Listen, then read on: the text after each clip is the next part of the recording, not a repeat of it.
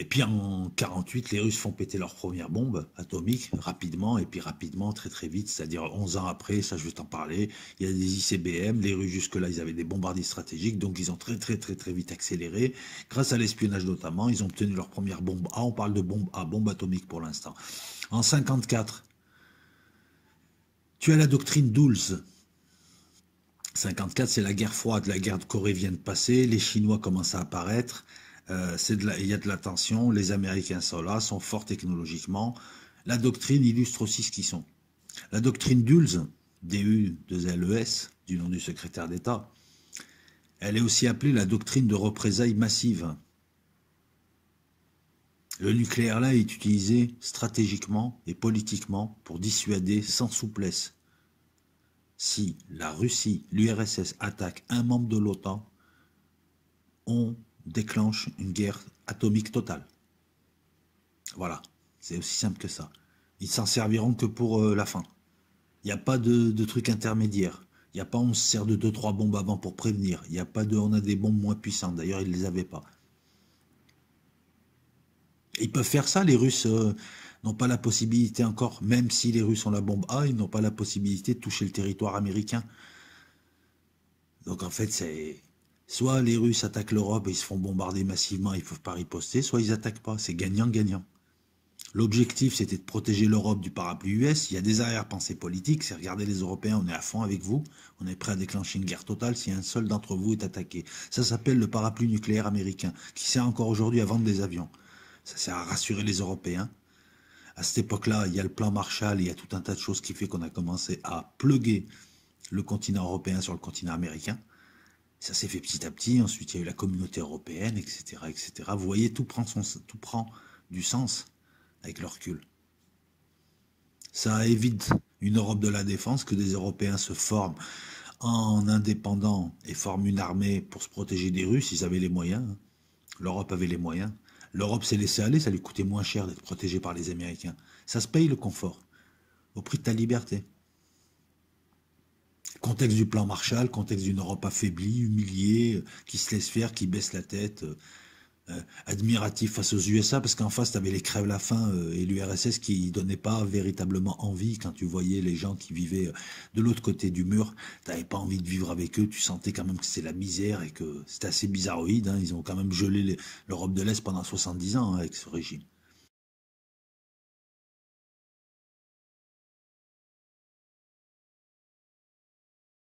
En 73, on a une nouvelle doctrine, cette fois qui est élaborée des deux côtés, par les USA, enfin qui est admise par les USA et l'URSS. C'est un état de fait qu'on va appeler la doctrine MAD, la doctrine de destruction mutuelle assurée.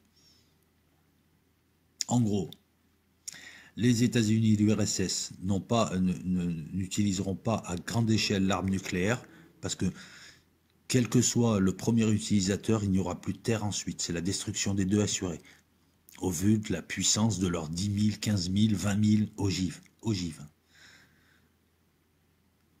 Mutuelle destruction, mutuelle atomique destruction. On est dans ce qu'on appelle un équilibre de Nash.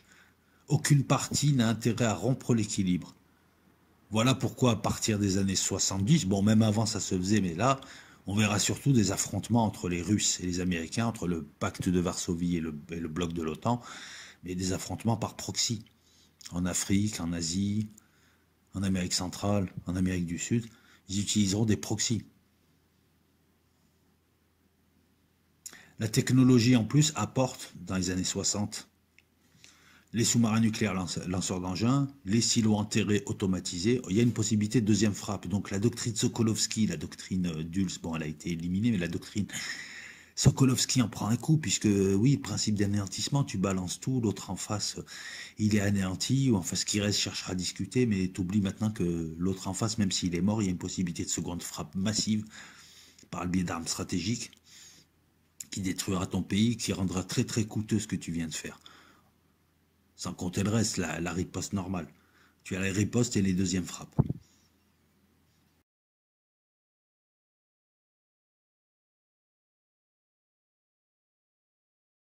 Il veut passer d'une doctrine agressive d'anéantissement surprise à une doctrine qui n'impose pas automatiquement un recours au nucléaire d'entrée. Chaque mot a son importance. Et il imagine une guerre d'abord limitée à un théâtre d'opération. Une guerre en Europe, et on ne démarre pas forcément avec du nucléaire. Bon, dans les années 80, il voulait démarrer avec du nucléaire. C'est une option. Si on peut démarrer avec, on peut démarrer ça. Mais on démarre d'abord conventionnel en Europe, puisqu'on est beaucoup...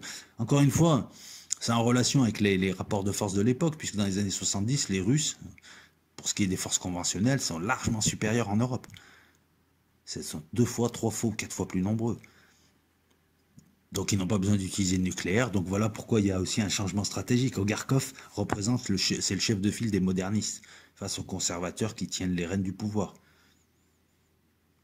Et chef d'état-major, il va relancer le débat stratégique, qui est divisé donc entre les conservateurs et les modernistes, et Brejnev entretient ce débat. En 77, Brejnev, et on a un gros retour de la guerre froide aussi. Il y avait une petite détente à la fin des années 60, avec la signature de START, parce qu'on voyait les USA se rapprocher de la Chine, mais là, avec Brejnev, c'est un retour de la guerre froide. En 77, Brejnev réaffirme le principe de non-emploi en premier de l'arme nucléaire. Ça change la doctrine Sokolovski, c'est un premier changement, puisque la doctrine Sokolovski, c'était on attaque les premiers. Là, c'est on n'utilisera pas en premier. On a des arsenaux. Pour lui, donc la guerre, c'est le suicide de l'humanité, blablabla, avec la taille des arsenaux. Il parle du stratégique, il faut réduire le stratégique. Mais en fait, en parlant comme ça, il est en train d'ouvrir la porte à autre chose. Les gens, en l'écoutant, se disent « Ah, c'est un type qui veut la paix, il veut réduire les arsenaux stratégiques. » Mais lui, en disant « Il faut réduire et contrôler les arsenaux stratégiques, sinon c'est le suicide de l'humanité », il sanctuarise son territoire, c'est-à-dire on utilisera notre armement qu'en ultima ratio pour se défendre si vous détruisez le pays. Mais il ouvre aussi la porte à, il faut créer, en même temps il dit donc qu'il faut donc créer d'autres armes et des armes un peu moins puissantes et qui ne nous entraîneront pas vers une guerre totale, des armes nucléaires qui nous permettront d'avoir rapidement le dessus sans que l'autre en face engage une riposte massive. Voilà ce qu'il dit.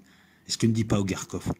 Le malentendu. L'un soutient l'autre, mais parce qu'il a une idée derrière la tête. C'est à ce moment-là qu'il y a des plans secrets qui se font où on vise à attaquer l'Europe avec 3 vagues de 3 à 5 millions d'hommes et avec des frappes nucléaires sur les grandes villes, les centres stratégiques, les concentrations de troupes et sur le front. La première vague sera composée de gens de pays de l'Est, mais pas de Russes. Ce sera la sacrifier parce qu'elle passera des zones irradiées, puisqu'il y aura des bombardements. Et cette vague-là qui va passer, qui va tout bouleverser sur son terrain, et la deuxième vague, elle s'occupera de tout ce qui a été, tout ce qui n'est pas tombé, hein, toutes les poches de résistance, et la troisième vague enfin arrivera pour occuper. Ça devra se faire en quelques jours, en 15 jours. Voilà, le temps. Pendant ce temps, les arsenaux russes sont pointés vers les USA. Le message, c'est si vous bougez, on attaque votre territoire, donc ne bougez pas, c'est l'Europe. Et une fois que l'Europe est prise, les Russes commencent à discuter. Voilà ce qu'ont été les plans pendant 20 ans de l'état-major russe.